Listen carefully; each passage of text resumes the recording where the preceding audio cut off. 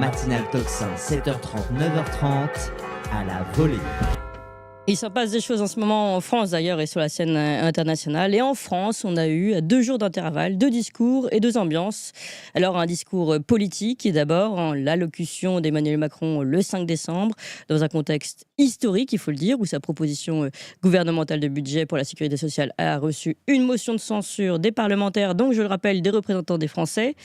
Malgré ce désaveu unique, 3 mois, pourtant seulement 3 mois, jour pour jour après la nomination du dernier chef du gouvernement, Michel Barnier, eh bien, Emmanuel Macron ne semble pas questionner sa responsabilité. En tout cas, c'est ce qu'on a entendu le 5 décembre. Il a plutôt pointé celle des autres. On écoute un extrait. On choisit de les aider. Je sais bien que certains sont tentés de me rendre responsable de cette situation. C'est beaucoup plus confortable. Mais si j'ai toujours assumé toutes mes responsabilités, les bonnes choses comme parfois les erreurs que j'ai pu faire, je n'assumerai jamais l'irresponsabilité des autres, et notamment des parlementaires qui ont choisi en conscience de faire tomber le budget et le gouvernement de la France à quelques jours des fêtes de Noël. Les députés du Rassemblement national ont choisi de voter une motion de censure qui disait le contraire de leur programme, qui insultait leurs propres électeurs. Ce faisant, ils ont simplement choisi le désordre, qui est le seul projet qui les unit à l'extrême gauche, et cela avec la complicité du reste du nouveau Front populaire. Non pas pour faire, mais pour défaire, pour créer le désordre. Pourquoi ces députés ont-ils agi ainsi? Ils ne pensent pas à vous, à vos vies, à vos difficultés, à vos fins de mois, à vos projets, soyons honnêtes. Ils ne pensent qu'à une seule chose, à l'élection présidentielle. Pour la préparer, pour la provoquer, pour la précipiter, et cela avec le cynisme, si c'est nécessaire, et un certain sens du chaos. Mais ce faisant, d'abord, il se garde bien de vous rappeler... D'accord. Alors, vous avez compris, Emmanuel Macron, je n'assumerai jamais l'irresponsabilité des autres. Ceux qui ont voté la motion de censure sont, eux, irresponsables. Ils veulent le chaos et ils pensent seulement aux élections présidentielles. Emmanuel Macron, évidemment, est au-dessus de tout ça. Alors, quelle a été son annonce? Eh bien, il va nommer dans les prochains jours un Premier ministre qui il chargera de former un gouvernement d'intérêt général. On écoute sa conclusion. Mobilisme. C'est pourquoi je nommerai dans les prochains jours un Premier ministre. Je le chargerai de former un gouvernement d'intérêt général, représentant toutes les forces politiques d'un arc de gouvernement qui puisse y participer ou à tout le moins qui s'engage à ne pas le censurer. Le Premier ministre aura à mener ses consultations et former un gouvernement resserré à votre service. Sa priorité sera le budget. Une loi. Voilà, donc 2 jours plus tard, c'est derrière ces annonces, une cérémonie grandiose autour du chantier historique de la reconstruction de Notre-Dame de Paris. Et malgré le refus appuyé de l'évêché, eh bien, Emmanuel Macron a tenu malgré tout son discours au sein de la cathédrale Notre-Dame de Paris pour cause de mauvaise météo. Il a ainsi endossé l'habit, en tout cas souhaité endosser l'habit du chef de nation que l'Assemblée, lui, a 2 jours plus tôt pourtant désapprouvé. Je vous propose d'écouter un extrait de son discours au sein de Notre-Dame de Paris. Monseigneur, Notre-Dame de Paris vous est redonnée. Ensemble, vous avez rendu cela possible. Soyez-en remerciés. Vive Notre-Dame de Paris, vive la République, vive la France.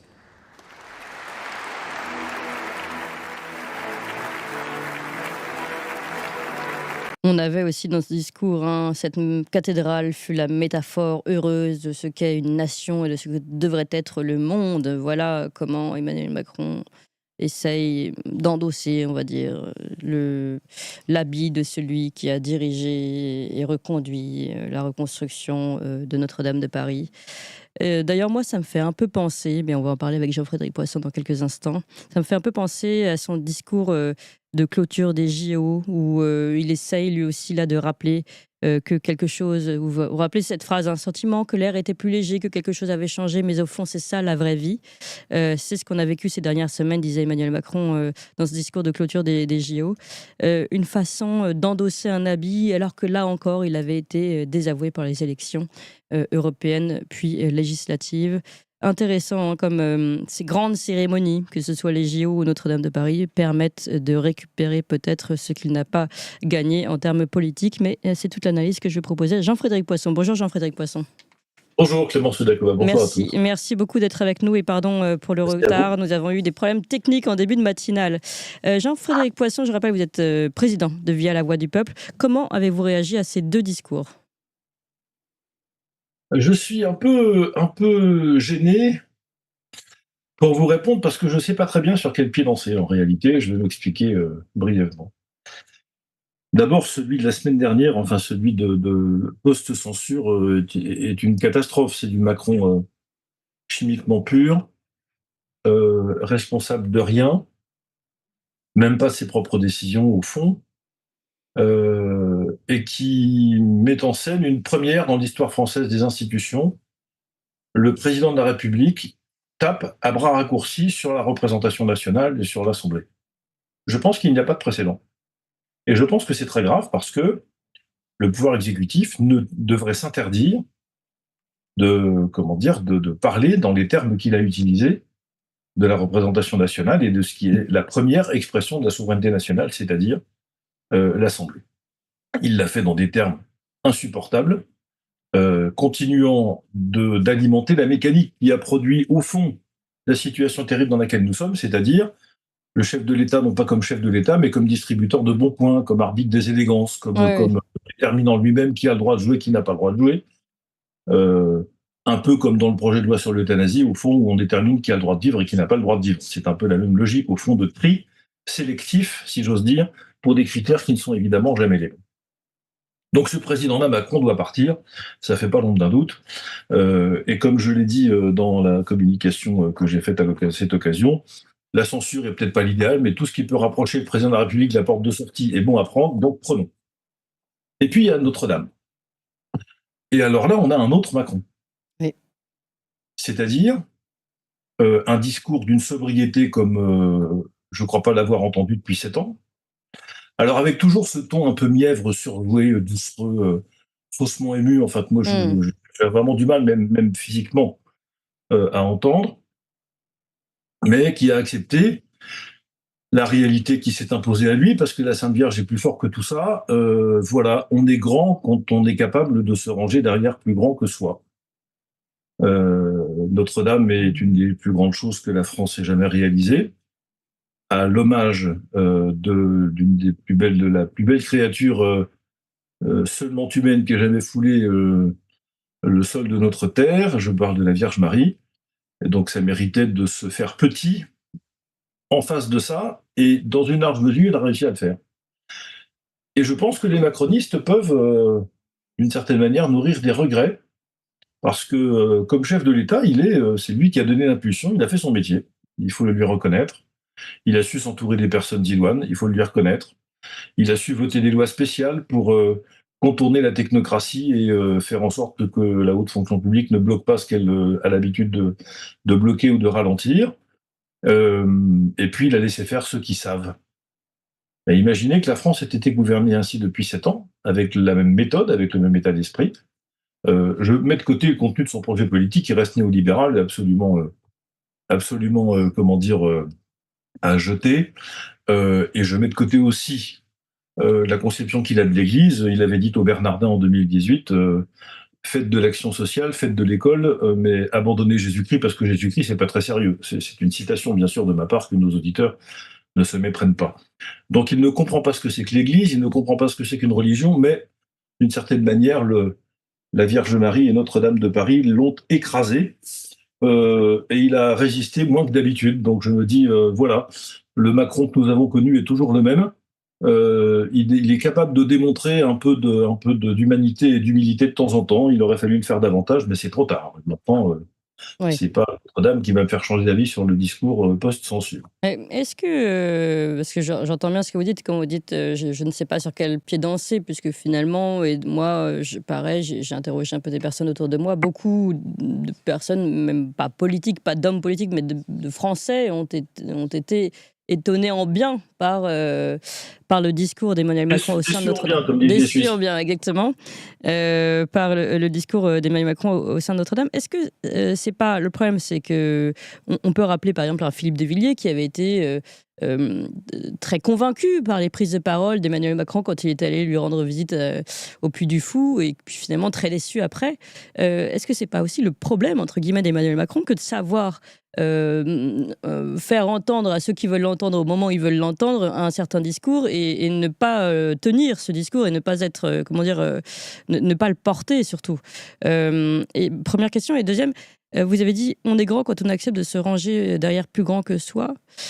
Ou alors, pardon d'être un petit peu plus offensif que vous, mais est-ce qu'on ne pourrait pas nommer ça du parasitisme? C'est-à-dire quelque chose de très grand et on s'incruste dans l'objet. La basse récup, pour parler voilà, oui. langage de la machine à café. Bah oui. Pardon, mais moi je trouve un parallèle quand même, c'est pour ça que je disais en introduction, avec ce discours des JO, où Emmanuel Macron, alors qu'il avait été désavoué par les urnes, son parti avait été désavoué par les urnes, récupérait la gloire de la cérémonie des JO. Et là, on a l'impression qu'il y a comme un parallèle entre les deux à chaque fois. On ne peut pas tenir le chef de l'État responsable de tout ce qui ne va pas bien et ne pas lui accorder le crédit de ce qui fonctionne à peu près. Il faut choisir son camp. C'est soit rien du tout, soit les deux. Or, il faut reconnaître que l'impact des pouvoirs publics français dans l'organisation des Jeux Olympiques, comme dans la restauration de Notre-Dame, a été évidemment décisif, et que ni l'un ni l'autre n'aurait pu exister sans une implication forte de la part de l'État, ce qui est d'ailleurs son rôle. Il n'y a pas de mérite à s'en occuper. Il y a mérite à avoir réussi. Donc il faut lui reconnaître la part qu'il a, qui est la sienne, qui est réelle, alors qu'il surjoue cette part pour en faire une forme de show personnel, de tentative de récupération et de moyens de revenir dans un jeu diplomatique international dont il est exclu à peu près complètement depuis maintenant longtemps, qui se refasse la cerise, comme on dit dans le cyclisme, auprès de l'opinion, en particulier des chrétiens, qu'il a largement injurié depuis 7 ans, tout ça est vrai.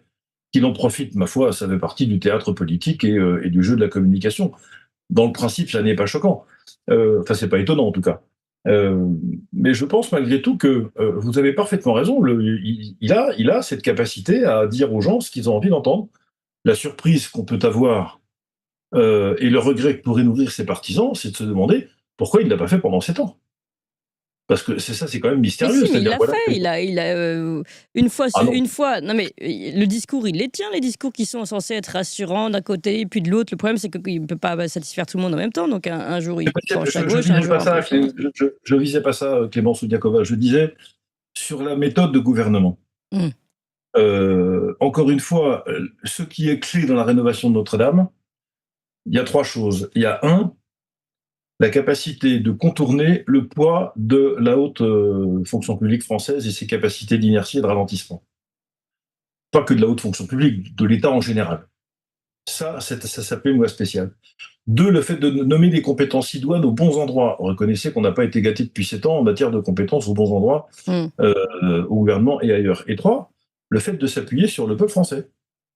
Les métiers pour la réalisation du bâtiment, enfin de l'édifice en tant que tel, et puis de tout ce qui est compris, et le soutien financier du peuple français qui a participé. Ces 3 éléments-là sont absolument absents de 7 ans de gouvernance macronienne. Absents. Sur le fond de la communication, c'est le même homme. Vous n'allez pas nous changer un bonhomme comme ça en 48 heures. Il n'y a que les conversions radicales. Alors, Notre-Dame a été le lieu de conversion spectaculaire. Oui. Paul Claudel étant la plus connue. Exactement. Il y en a sans doute beaucoup d'autres. Mais c'est bien le même bonhomme. Et c'est pour ça que je dis, au fond, malgré tout, Notre-Dame en tant que tel, bien plus que les Jeux Olympiques, à mon avis, bien plus que les Jeux Olympiques, manifeste, la possibilité, non pas la possibilité d'une île perdue, mais ce qui aurait pu être l'esprit du macronisme. En tout cas, c'est quelque chose qui se rapproche de ce qu'il avait lui-même décrit il y a 7 ans dans son livre Campagne, et qu'il n'a jamais mis en place. C'est la raison pour laquelle donc je n'ai pas d'illusion, je n'ai aucune espèce de surprise dans une large mesure, parce que je sais que l'homme est capable de tout et de son contraire, d'ailleurs souvent au même moment. Mais voilà, je me dis, il y a 2 facettes, au fond, du macronisme qui apparaissent. La première, celle de jeudi soir qu'on a vue pendant 7 ans, la deuxième qu'on a vue pendant, comme une espèce en temps masqué, comme disent les informaticiens, pendant la rénovation de Notre-Dame et qui n'est apparu que là. Mmh. Voilà, donc c'est pour ça que je dis, les macronistes pourront nous expliquer, mais oui, mais regardez ce qu'il a fait pour Notre-Dame. Oui, c'est tout ce qu'il, il n'a fait que ça. Que n'a-t-il appliqué ça aussi aux autres réformes pour notre pays? Ouais, on sait aussi qu'il s'est tout de même opposé plusieurs fois à l'Église, puisqu'il n'avait pas le droit, notamment, de rendre son discours au sein de Notre-Dame de Paris, puisque c'est pas son rôle en tant que chef de l'État. On peut aussi interroger certaines comment dire, représentations, certains habits sacerdotaux également. Enfin, il y a certaines choses quand même qu'on peut interroger sur ce qui s'est passé et éventuellement le rôle d'Emmanuel Macron. Sur les habits sacerdotaux, d'ailleurs, je vous propose d'écouter un extrait pour savoir comment ça a été confectionné, puis la fameuse photo des habits pour que tout le monde voit de quoi on parle.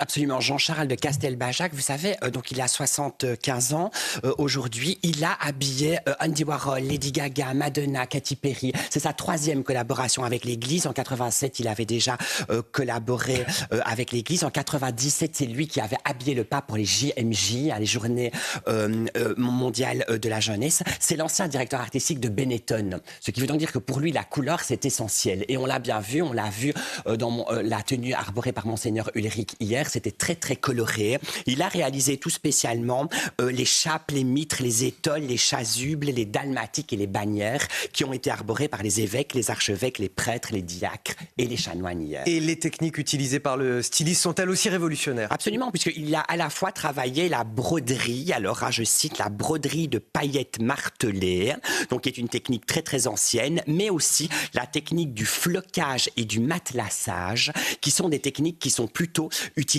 dans le sport.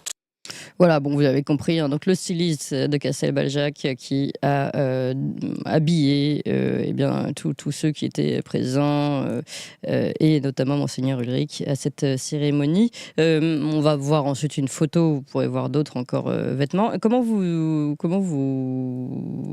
réagissez, Jean-Frédéric Poisson, à ces habits sacerdotaux?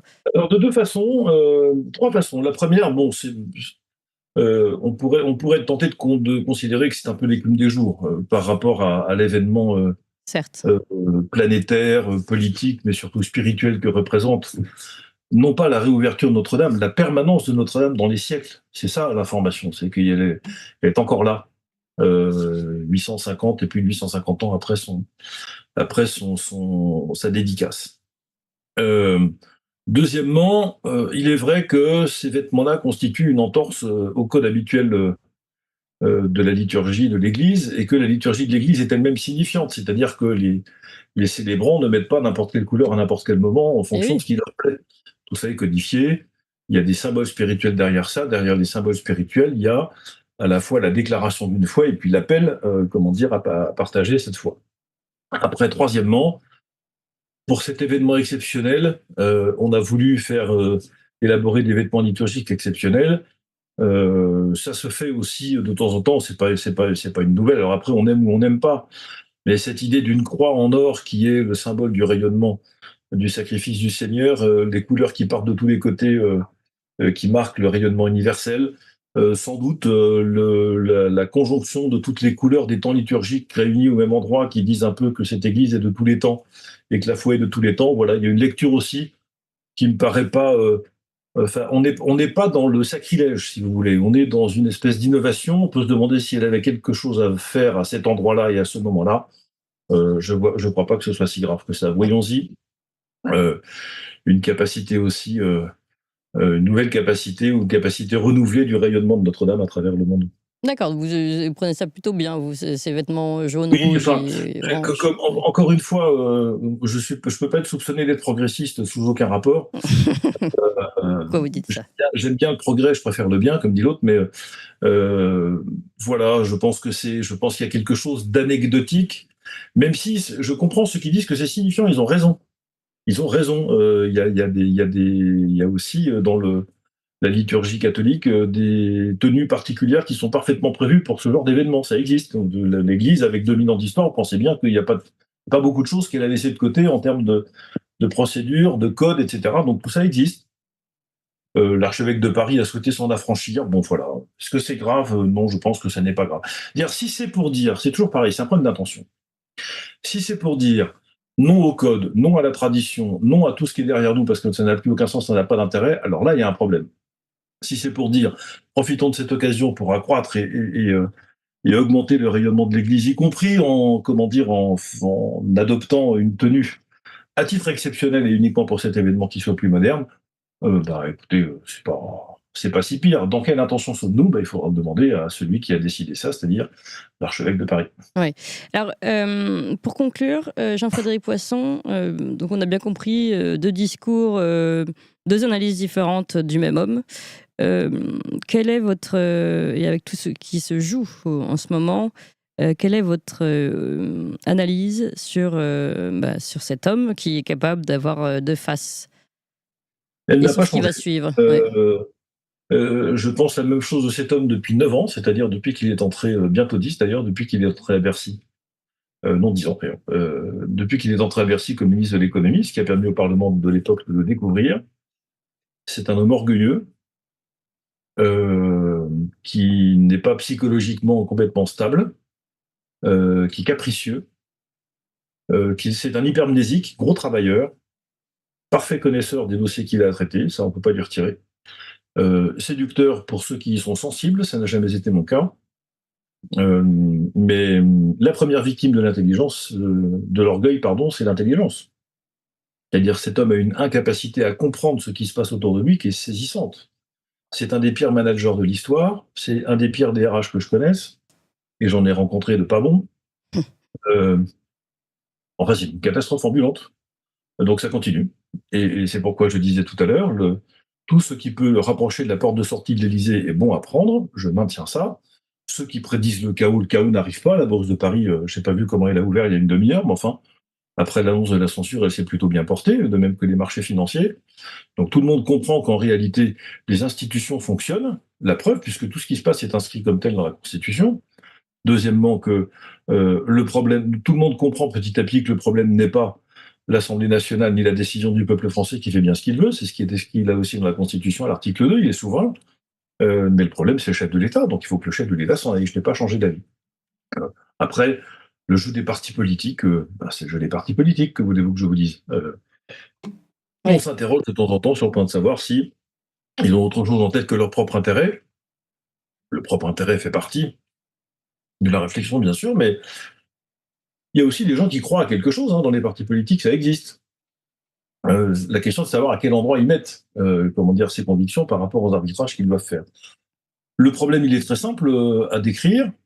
On décide en haut lieu que ce qui a été rejeté dans les urnes à 2 reprises aux européennes et aux législatives doit continuer à gouverner le pays, c'est-à-dire ce fameux bloc central qui n'est ni un bloc ni central, qui est en fait une coalition néolibérale dans ce qu'elle a de pire, doit pouvoir continuer à gouverner le pays en écartant les 2 principales forces politiques que sont d'un côté la gauche dans son ensemble, de l'autre côté le Rassemblement national, dont vous vous dites nous allons gouverner en mettant de côté 18 millions d'électeurs. C'est pas possible. Voilà, c'est tout. Donc vous pouvez essayer tant que vous voulez, ils réessaieront avec le même résultat, on censurera le gouvernement à nouveau, en tout cas j'espère, et j'espère qu'on n'attendra pas 6 mois pour le faire cette fois-ci. Et puis au bout de la 3e censure, je pense que le président de la République n'aura pas d'autre ressources que de s'en aller. La Constitution dit qu'on ne peut pas dissoudre l'Assemblée nationale avant 1 an, c'est exact. C'est sa lettre, enfin avant le mois de juillet, pardon.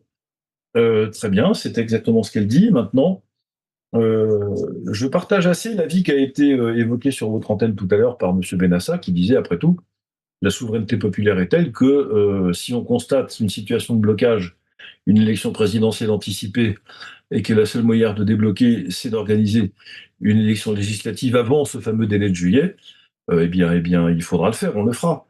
Oui, vous avez rappelé vous-même qu'Emmanuel Macron est capable de prendre des lois exceptionnelles pour Notre-Dame de Paris. Donc pourquoi ne le fait-il pas pour le reste? Oui, puis comme disait mon ami, regretté ami et collègue Patrick Devedjian, qui regarde tout ça du ciel aujourd'hui, le Conseil constitutionnel rend des services, il ne rend pas des décisions. Donc à partir de là, ça pourrait être une décision intelligente pour le coup, à titre exceptionnel. Et puis la théorie des circonstances exceptionnelles existe en droit constitutionnel. Bien sûr. depuis maintenant plus d'un siècle. Donc tout ça pourrait s'arranger. Maintenant, la clé, c'est clairement le départ du président de la République, Oui. que j'espère le plus rapide possible. Alors, dernier élément qu'on a pu voir lors de cette cérémonie à Notre-Dame de Paris, c'est la venue de Donald Trump, qui est d'abord rendu visite à Emmanuel Macron à l'Élysée. Je vous propose d'écouter un extrait de Donald Trump qui est traduit par BFM à l'Élysée, puis ensuite une poignée de main intéressante devant le parvis de Notre-Dame. On regarde ça. Heureux de vous avoir avec nous. Merci beaucoup. Nous avons une excellente relation. Comme je l'ai dit, nous avons beaucoup accompli ensemble par le passé. Le peuple français est formidable. Les Français sont très nombreux d'ailleurs aux États-Unis. Nous les respectons, nous les aimons. Ce sont des gens pleins de talent. C'est un honneur d'être ici.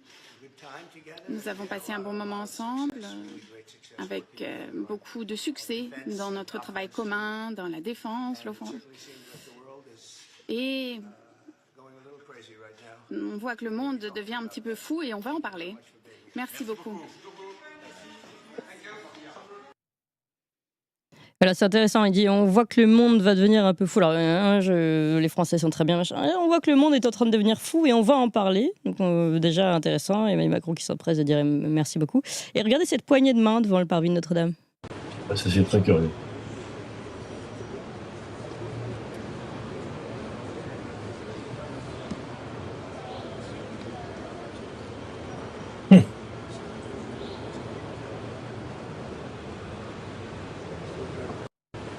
Voilà, bon là, elle repart en boucle. Alors, vous l'avez vu, alors d'abord, il dit... C'est une posture de bras de fer, comme dans les concours qu'on voit aux États-Unis. Vous savez, le fait de Mais mettre oui, là, c'est vraiment ça. Et on voit d'ailleurs, à un moment donné, qu'Emmanuel Macron est presque déstabilisé et essaye de prendre un pas en arrière. Quand on entend ce qu'on a entendu juste avant, c'est-à-dire le monde devient fou et on va en parler, on se demande si c'est un lien ou pas. Bon, évidemment, je ne vous demande pas de lire dans le mar de café, mais tout de même de me dire, à votre avis, quels sont les enjeux internationaux qui se jouent et qui ont pu être... C'est intéressant, d'ailleurs, on voyait cette grande réunion à Notre-Dame de Paris avec le président ukrainien, Donald Trump, on a même vu Elon Musk arriver glorieux sous les yeux de nos différents gouvernants. Comment vous analysez cette espèce de réunion, on va dire, œcuménique qui s'est déroulée à Notre-Dame de Paris et qu'est-ce qu'on pourrait en tirer ? Le premier temps d'analyse, le premier regard, c'est l'impact, le rayonnement spirituel, culturel, architectural, historique de Notre-Dame de Paris sur le monde entier. C'est ça le premier élément, de la même manière que l'incendie a ému le monde entier il y a 5 ans. Enfin, il faut se souvenir il n'y a pas un journal au monde qui n'en a pas fait un article de sa une, au minimum un article en page 3 pour couvrir l'événement. Bon, voilà, ça c'est la part historique de la France et sa réputation. Quand la France épouse les pas du bon Dieu, elle fait le tour du monde et elle plante de belles choses un peu partout. Quand elle l'oublie, elle sombre. Voilà, c'est tout. C'est aussi simple que ça. C'est une constante historique, ce qui explique notre histoire un peu en dents de scie. Ça s'est répété. Ensuite, le président américain, enfin le président élu américain, vient à Paris. Voilà, on ne voit que lui. C'est le patron. Car tout le monde comprend que les gens vont faire ce qu'ils veulent en réalité parce que en plus, il n'est pas du genre à nous voyer Trump. C'est pas dans son style. Alors pour le meilleur et pour le pire, on est pas là. Quels sont les dossiers importants ? On les connaît. Les relations entre les États-Unis et la Chine intéressent l'Europe indirectement, mais évidemment, c'est sur sa propre table. Il l'a dit pendant toute sa campagne. Les États-Unis sont directement intéressés à la situation en Ukraine, évidemment, et en plus de l'Ukraine, à ce qui est en train de se passer en Géorgie, en Moldavie et probablement en Roumanie. Donc ça veut dire que dans toute cette partie slave de l'Europe, il y a quelque chose d'important qui est en train de se jouer. Et puis il y a le Proche-Orient. On apprend que effectivement, dans une espèce de paradoxe ou de choc des contraires, le même jour que Bachar al-Assad quitte Damas pour sauver sa peau et que les États-Unis tirent 75 missiles, je crois, sur les positions de Daesh dans le nord de la Syrie. Ben voilà, toute la complexité de l'affaire syrienne est dite dans ces choses. Tout le monde se réjouit du fait que Assad quitte Damas. J'irai pas aussi vite que ça. Oui. Quand on connaît le pédigré de monsieur qui s'enorgueillit de l'avoir fait tomber, oui. on peut être inquiet, y compris pour nous. Lorsqu'il y a une dizaine d'années, je m'étais rendu en Syrie et que j'avais rencontré à 2 reprises Bachar al-Assad, et vos confrères français m'avaient dit: «Comment ça, vous allez rencontrer, comment pouvez-vous choisir entre, Assad et Al-Qaïda ou Daesh?» Et je leur avais dit: «Écoutez, entre la peste qui s'exporte et le choléra qui ne s'exporte pas, mon choix est fait». Voilà. Bachar al-Assad était, même si c'était imparfait et même si c'était douloureux pour le peuple syrien, et combien, un protecteur des minorités chrétiennes. Aujourd'hui, les chrétiens n'ont plus de protecteur en Syrie. C'est terminé. Et pour longtemps, sans doute. Donc je pense à eux ce matin. Voilà, je crois, les sujets qui intéressent le président Trump et ses relations avec l'Europe. Plus d'ailleurs l'Ukraine que le Proche-Orient, parce que l'Europe a complètement quitté le Proche-Orient. Nous avons, depuis, ça a commencé avec Jacques Chirac il y a 20 ans, et puis ça s'est terminé avec François Hollande et Emmanuel Macron il y a quelques années. Nous avons complètement perdu notre influence là-bas, même si Biden nous a gentiment raccroché au protocole de paix entre Israël et le Hezbollah, qui a duré d'ailleurs 24 heures, à propos du Liban. Voilà, donc je crois que Donald Trump est venu à Paris pour expliquer aux autres ce qui allait se passer. Voilà ce que je crois. Monsieur Macron voulait absolument que Trump soit là. Ça peut se comprendre d'ailleurs, parce que Trump était le président américain au moment où Notre-Dame a pris feu. Il s'en était ému d'ailleurs publiquement, donc je crois qu'il y a un geste de bonne manière de monsieur Macron à l'égard de Donald Trump à ce sujet. Mais Trump en a profité pour, voilà, le patron de la diplomatie occidentale, en tout cas, c'est lui. Et rien d'autre ne se fera que ce qu'il veut pour à la fois notre bonheur et sans doute beaucoup de nos désagréments. Oui, en tout cas, on a vu discours musclé et poignée de main, si on peut même appeler ça une poignée de main. Dominatrice. Dominatrice, oui, tout à C'est le fait. film avec Sylvester Stallone, s'appelle Over the Top. Over the Top, c'est quand le bras de fer, c'est celui qui surpasse avec le poignet le bras de l'autre pour le coucher. C'est assez, voilà, on est dans le. On Ouais. est dans cette imagerie-là. Donc, c'est une image également importante de ce qui s'est passé à Notre-Dame de Poisson, n'importe quoi. Notre-Dame de Paris. Merci beaucoup Jean-Frédéric Poisson, je rappelle Merci président de Via la Voix du Peuple.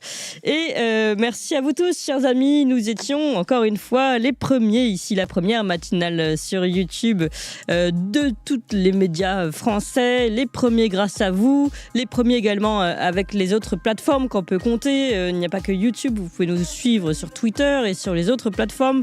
Vous pouvez aussi vous abonner à la Gazette du Tocsin, n'hésitez pas, ça nous permet de rester en lien, surtout si un jour on nous fait sauter de cette chaîne qui pourrait un jour être considérée comme dérangeante, donc n'hésitez pas à vous abonner aussi. On va vous mettre ici tout de suite le lien de notre Gazette du Tocsin. Surtout, votre mission du jour, chers amis, votre mission du jour. Vous appelez vos 3 copains, votre grand-mère, votre tante, vos cousins, et vous leur dites de rejoindre la grande famille Tocsin. Il faut que nous arrivions à ces 300 000, on n'est pas si loin. 300 000 abonnés pour Noël. Allez, 300 000 abonnés pour Noël. Tout de suite, là, vous décrochez votre téléphone et vous appelez vos amis pour qu'on s'abonne et qu'on soit toujours plus nombreux. Je compte sur vous et vous pouvez compter sur moi. On se retrouve demain à 7h30.